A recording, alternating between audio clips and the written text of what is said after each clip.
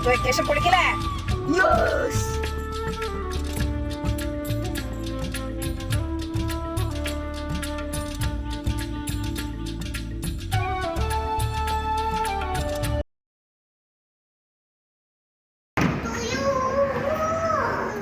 Hi, hello.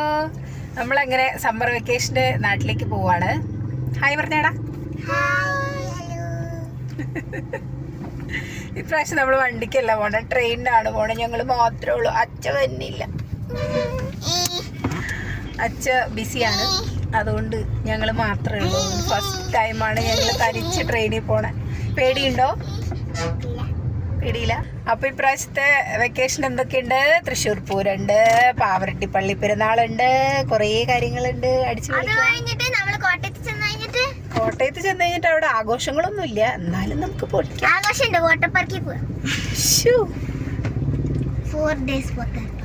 Yes, അപ്പൊ നമുക്ക് vacation പൊളിക്കലേ. അങ്ങനെ നമ്മൾ ചെന്നൈ സെൻട്രൽ റെയിൽവേ സ്റ്റേഷൻ എത്തിക്കൊണ്ടിരിക്കുകയാണ്. റെയിൽവേ സ്റ്റേഷൻ എത്താറാവുമ്പത്തെ റോഡാണ് ഇത് കേട്ടോ. രണ്ട് സൈഡിലും നല്ല ഭംഗിയിൽ ഇന്ത്യൻ ഫ്ലാഗിന്റെ ഡിസൈനിലൊക്കെ പെയിന്റ് ചെയ്തിട്ടും നല്ല ഭംഗിയുള്ള പെയിന്റിംഗ് ഒക്കെയാണ് കൊടുത്തിട്ടുള്ളത്. നല്ല രസമുണ്ട് കേട്ടോ. നന്നായി മെയിൻറ്റെയിൻ ചെയ്തിട്ട് തന്നെയാണ് റോഡ് കിടക്കുന്നത്. അത്ര വൃത്തികേടായിട്ടൊന്നുമല്ല, നല്ല വൃത്തിക്ക് തന്നെയാണ് റോഡ് കിടക്കുന്നത്.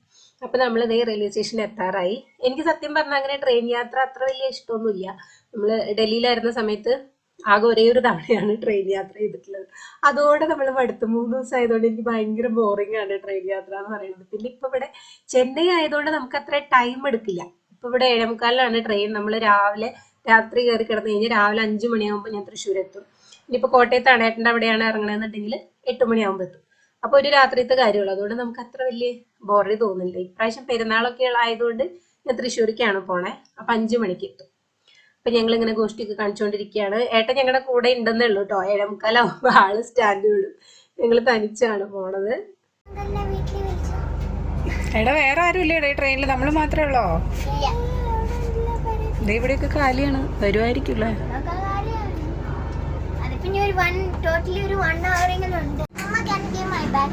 നമ്മളെ 3 പിള്ള എങ്ങനെയൊക്കെയാ? നമ്മളും എങ്ങനെയൊക്കെയാ? ഒന്ന് കെട്ടിപ്പിടിക്കാൻ, ഒന്ന്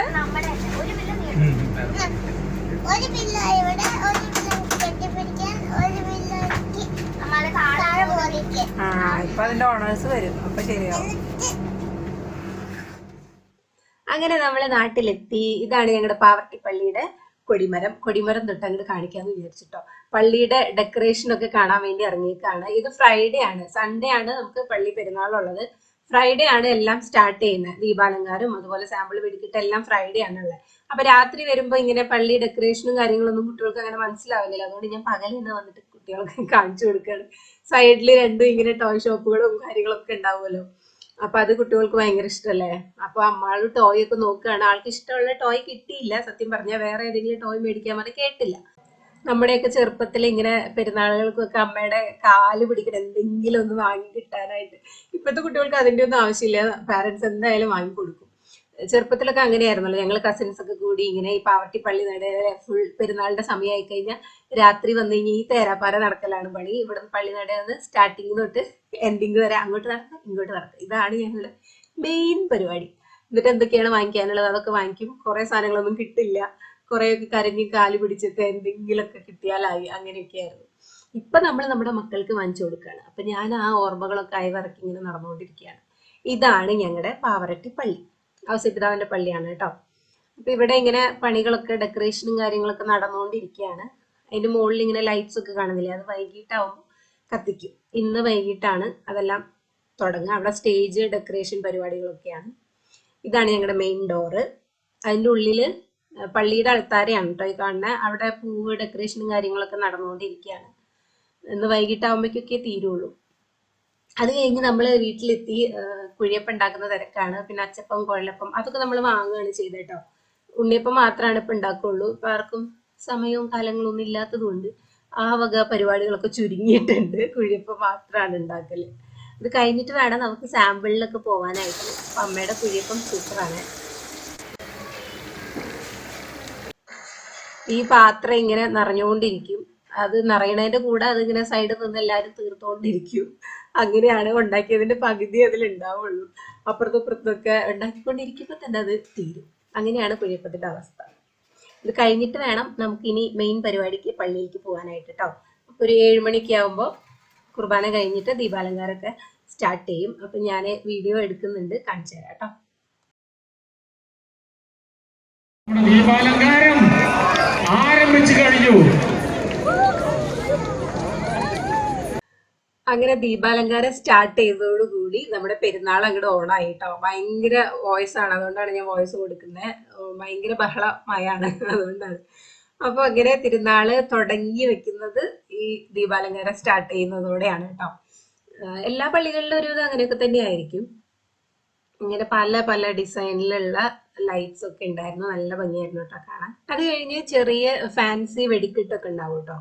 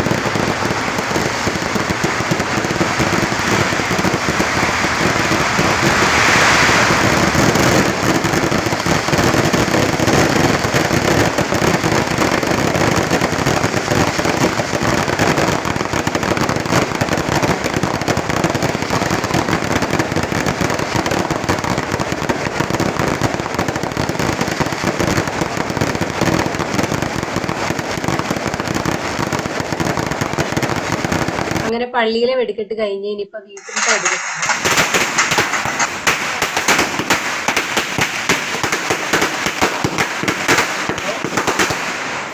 ഹലോ,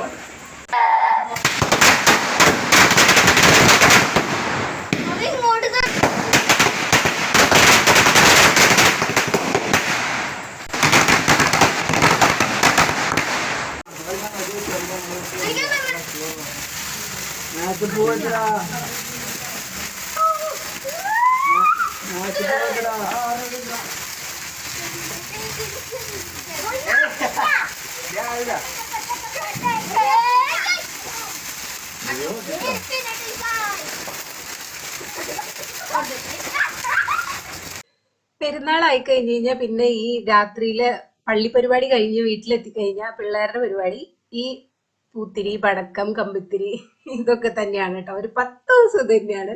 ഈ വെള്ളിയാഴ്ച മുതൽ അടുത്ത ഞായർ വരെ, 8-ാം പടം വരെ പള്ളിയിൽ ഓരോ പരിപാടികൾ ഉണ്ടാവും.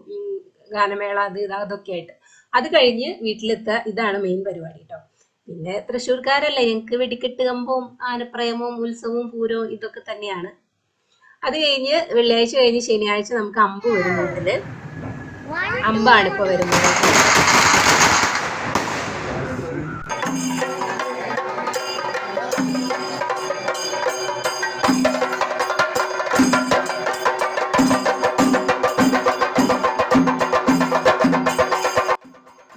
എല്ലാ വീടുകളിലും കുടുംബനാഥനാണ് ഇങ്ങനെ എടുത്തുകൊണ്ട് പോകേണ്ടത്. പിന്നെ വീട്ടിലൊരു ചെറിയ പ്രാർത്ഥന ഉണ്ടാവും. അത് കഴിഞ്ഞ് നമ്മുടെ വീട്ടിൽ നിന്ന് ആരാണോ അമ്പെടുക്കുന്ന അവര് അടുത്ത വീടുകളിലേക്ക്, അങ്ങനെ എല്ലാ വീടുകളിലേക്കും ഇങ്ങനെ കയറി ഇറങ്ങും. ഇതിങ്ങനെ കുറെ ടീമായിട്ട് രാവിലെ ഇറങ്ങും.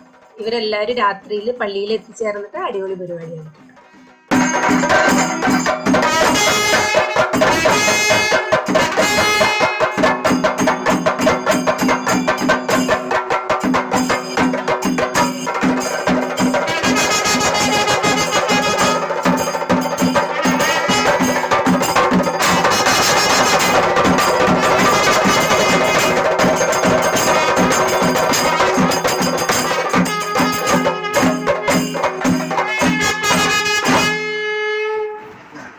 അപ്പൊ ഫുഡ് അടി മുഖ്യമെങ്കില് നമുക്ക് പിന്നെ ഫുഡ് അടി വിട്ടിട്ടുള്ള വേറെ കാര്യങ്ങളൊന്നുമില്ല.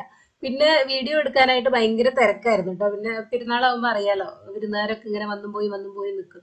അപ്പൊ നമുക്ക് ഇങ്ങനെ വീഡിയോ പിടിച്ചുകൊണ്ടിരിക്കാൻ പറ്റില്ല. അപ്പൊ ഇങ്ങനെ വല്ലപ്പോഴും കിട്ടുന്ന സെൽഫികളും ഫോട്ടോസൊക്കെയാണ് ഉണ്ടാവുള്ളൂ. അപ്പൊ തിരക്കാവുമ്പോ പിന്നെ അതിനൊന്നും സമയം കിട്ടില്ല. അപ്പൊ അങ്ങനെ ചെറിയ ചെറിയ ഫോട്ടോസ് ഒക്കെ ഇങ്ങനെ എടുക്കും. ഇതായിരുന്നു ഞാൻ തയ്ച്ച ഡ്രസ്സ് കേട്ടോ പെരുന്നാളിന്റെ. ഞാൻ ഇന്നത്തെ വീഡിയോയിലൊക്കെ കാണിക്കാം. ഇത് നമ്മുടെ പള്ളിയിലെ പൊൻകുരിശാണ് കേട്ടോ. ഇത് പ്രദക്ഷിണത്തിന് ഈ പൊൻകുരിശെടുത്താണ് പ്രദക്ഷിണം ഉണ്ടാവുക. പെരുന്നാളാവുമ്പോൾ നമ്മൾ പള്ളിയുടെ ഉള്ളിലേക്ക് കയറത്തൊന്നും വല്ലാണ്ട് ഉണ്ടാവില്ല. പുറത്തുള്ള കറക്കം മാത്രമാണ്. പള്ളിയുടെ ഉള്ളിൽ കുർബാനയും കാര്യങ്ങളൊക്കെ നടക്കുന്നുണ്ടാവും. അവിടേക്കൊന്നും നമ്മൾ കയറാറില്ല സത്യം പറഞ്ഞാൽ. വെളിയിലാണ് മൊത്തം പരിപാടികൾ.